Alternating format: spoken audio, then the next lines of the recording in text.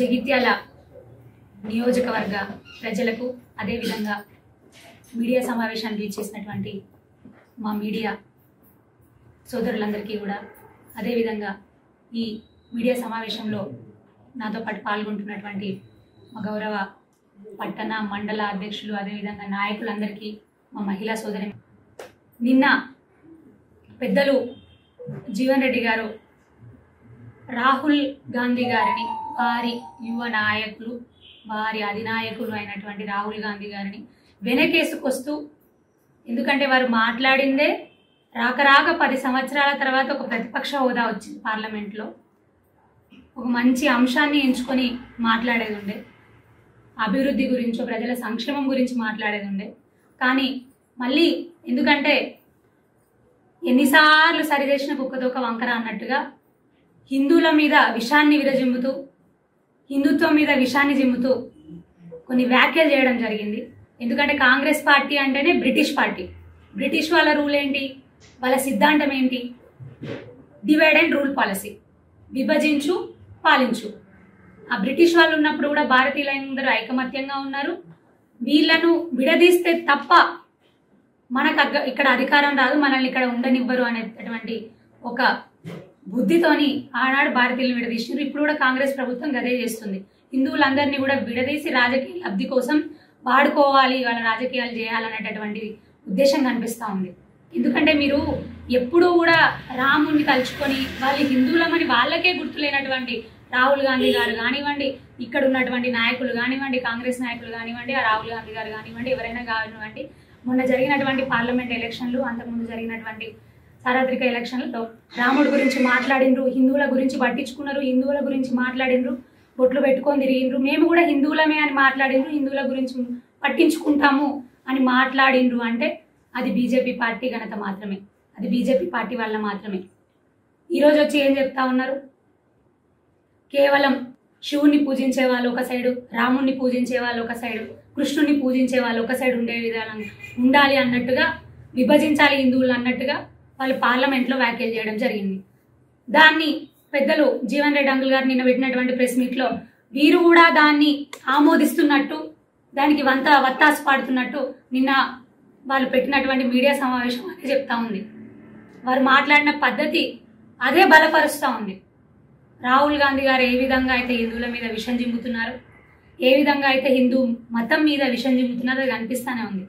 Bharatiya Janata party ఏం చేస్తూ ఉందంటే హిందువులకు కూడా సమన్యాయం దక్కాలి, సంస్కృతి సాంప్రదాయాలు అనేది పాటించాలి, మన సనాతన ధర్మం అనేది నిలవాలి అనేటటువంటి ఉద్దేశంతో ఉంది తప్ప మీలాగా ఓట్ల కోసం కేవలం ఒకే వర్గానికి కొమ్ము కాస్తూ ఒక వర్గం ఓట్ల కోసం పెద్దలు జీవన్ రెడ్డి గారు ఏం చేసిండ్రు, మీరు నిజామాబాద్ పార్లమెంట్లో మొన్న అందుకే కదా ఎంపీగా నిలుచున్నారు. కేవలం 3 లక్షల చిల్లర ఒక వర్గం ఓట్లు ఉన్నాయనే కదా ఇక్కడ హైయెస్ట్ ఓట్లు ఉన్నాయని నిలుచున్నారు. మరి మీకు ఎక్కువ పట్టున్నటువంటి కరీంనగర్ పార్లమెంట్కి ఎందుకు వెళ్ళలేకపోయినారు, ఎందుకు వెళ్ళలేదు అసలు? అంటే ఒక వర్గం ఓట్లు అధికంగా ఇక్కడ ఉన్నాయి, అవి మీకు దక్కుతాయనే కదా. మరి నేనేం మాట్లాడింది మీరు పత్రికా సమావేశంలో, మీడియా సమావేశంలో? మీ రాహుల్ గాంధీ గారికి వత్తాసు పలుకుతూ మాట్లాడిండ్రు. హిందూ సమాజం మీద, హిందుత్వం మీద ఉన్నటువంటి మీరు విషం కక్కేటటువంటి మీ నేచర్, మీ మనస్తత్వం ఏదైతే ఉందో మళ్ళీ ఒకసారి బయటపడింది. కానీ ఒక విషయంలో మాత్రం నిజంగా బాధ కలిగిస్తూ ఉంది. ఎందుకంటే మీరు 40 సంవత్సరాలు కష్టపడి మీ పార్టీ కాంగ్రెస్ పార్టీ ఎలా ఉన్నా కూడా కార్యకర్తల్ని కాపాడుకుంటూ, ఇక్కడ మీ పార్టీని కాపాడుకుంటూ ఒక మంచి పుట్టను కట్టుకునే ఉంటే, ఒక మంచి పుట్టను నిర్మించుకుంటే ఉంటే ఒక విషసర్పం అందులోకి వచ్చి దూరింది, చెప్పకుండా చేయకుండా అర్ధరాత్రి దొంగలాగా.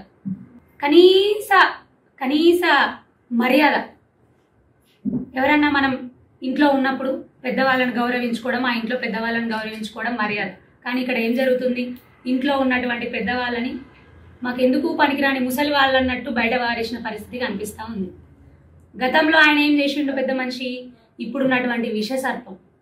గతంలో కూడా గిట్లనే తెలంగాణ ఉద్యమకారులంతా కూడా ఏకమై, పెద్ద పెద్ద మనుషులందరూ ఉద్యమకారులందరూ కూడా ఏకమై, తెలంగాణ స్వరాష్ట్ర సాధన కోసం కొట్లాడిన ఉద్యమకారులందరూ ఏకమై జగిత్యాల్లో ఒక పార్టీని బలపరుస్తూ, అప్పుడున్న టీఆర్ఎస్ ఇప్పుడున్న బీఆర్ఎస్ పార్టీని బలపరుస్తూ ఒక మంచి సామ్రాజ్యాన్ని, ఒక పుట్టను కట్టుకొని పెట్టుకున్నారు.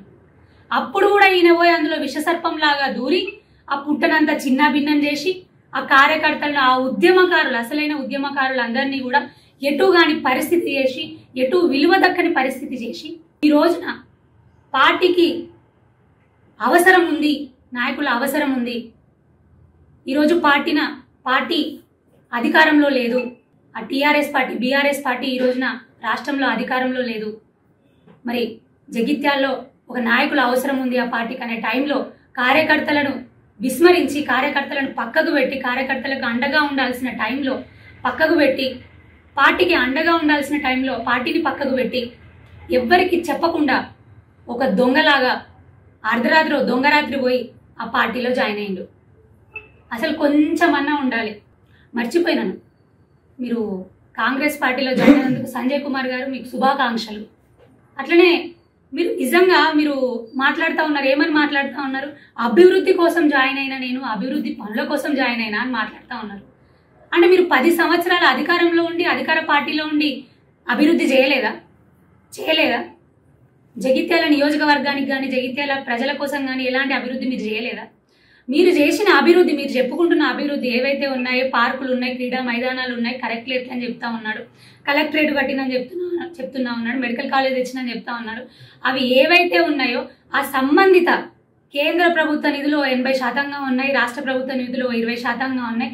ఆ ప్రభుత్వాల ఆదేశాల మేరకు, ఆ గైడ్ లైన్స్ మేరకు ఇక్కడికి వచ్చిన నిధులే, రాష్ట్రంలో అన్ని జిల్లాలతో పాటుగా ఇక్కడికి వచ్చిన నిధులే తప్ప